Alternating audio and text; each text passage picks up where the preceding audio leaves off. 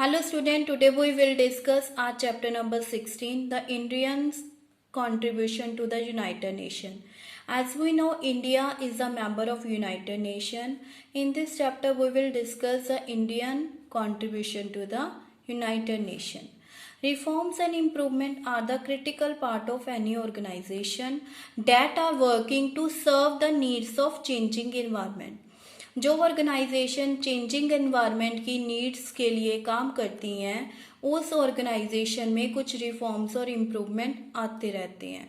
तो United Nation is such kind of organisation. United Nation भी इस तरह की ऑर्गेनाइजेशन है.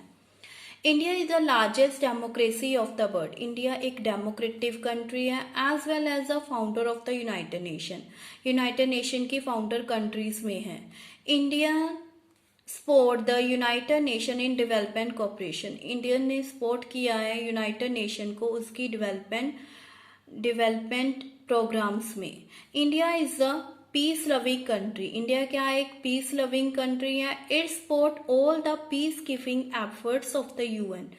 इन्होंने जो भी यूएन के द्वारा जो भी शांति बनाए रखने वाले एफर्ट्स हैं उसको भी पूरी तरह से सपोर्ट किया है.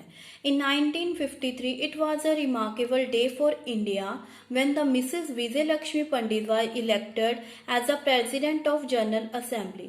1953 एक रिमार्केबल डे है इंडिया के लिए जब मिसेस विजय लक्ष्मी पंडित को इलेक्ट किया गया as a president of General Assembly. She was the first women president of the UN. वो यूएन की फर्स्ट वुमेन प्रेसिडेंट थी. India's contribution to the UN. India has sent their peacekeeping forces on the request of UN to Korea, Congo, Sri Lanka, Egypt and Cyprus. India ने time to time UN की request पे इन countries में अपनी peace keeping forces busy हैं. Although India is not the permanent member of the Security Council, चाहे India permanent member नहीं है security council का. Student, as we know, the Security Council has a 5 permanent and 10 temporary member. India is not the permanent member of the Security Council. It has been elected, but it has been elected for a seat in the Security Council. पर ये India है वो 6 time security council की seat के लिए चुना गया है. India has used the General Assembly platform to oppose the imperialism, colonialism and terrorism. India ने जनरल असेंबली के प्लेटफॉर्म पे अपोज किया है imperialism. Imperialism means A political system in which rich and powerful country control the other country. एक political system जिसमें एक powerful country poor country को control करती है.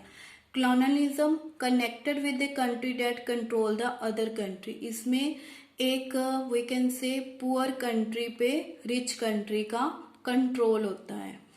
And terrorism the killing of ordinary people for political purpose. जब किसी ordinary people को मार दिया जाता है पोलिटिकल पर्पज के लिए, that is terrorism. India forcefully pleaded for the representation of Communist China in the United Nations. India ने रिक्वेस्ट की थी यूनाइटेड नेशन में कि कम्युनिस्ट चाइना को यूनियन का मेंबर बनाया जाए. India has strongly pleaded for the expansion of Security Council to give the representation of African and Latin American country. India ने strongly pleaded मतलब रिक्वेस्ट की है कि सिक्योरिटी काउंसिल की एक्सपेंशन की जाए. मतलब इसमें जो मेंबर्स हैं नंबर्स ऑफ मेंबर्स को बढ़ाया जाए ताकि जो अफ्रीकन या लैटिन अमेरिकन कंट्री को भी रिप्रेजेंटेशन का चांस मिल सके. India has been serving as a member of various UN agency. India काफ़ी सारी यूएन एजेंसीज का मेंबर है लाइक ह्यूमन राइट्स कमीशन का, disarmament commission, economic and social council. Non lines movement. At the end of the second world war the USA and USSR considered as super power. जो USA जब world war second खत्म हुई तो दो group सामने आए, दो सुपर पावर सामने आए, यूएसए और USSR. Rest of the country had to either join USA और USSR to form two different country.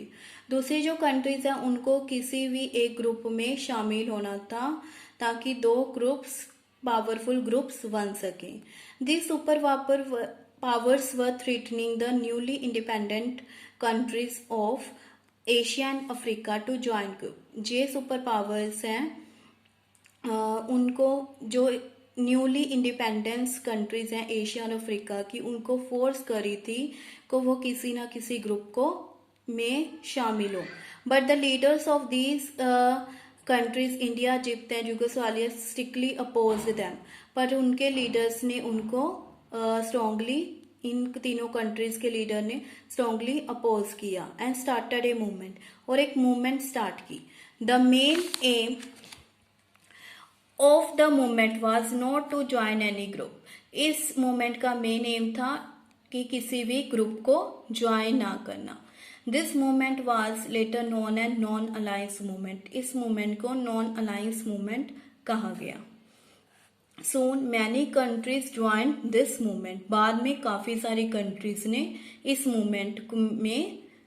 Movement को ज्वाइन कर लिया।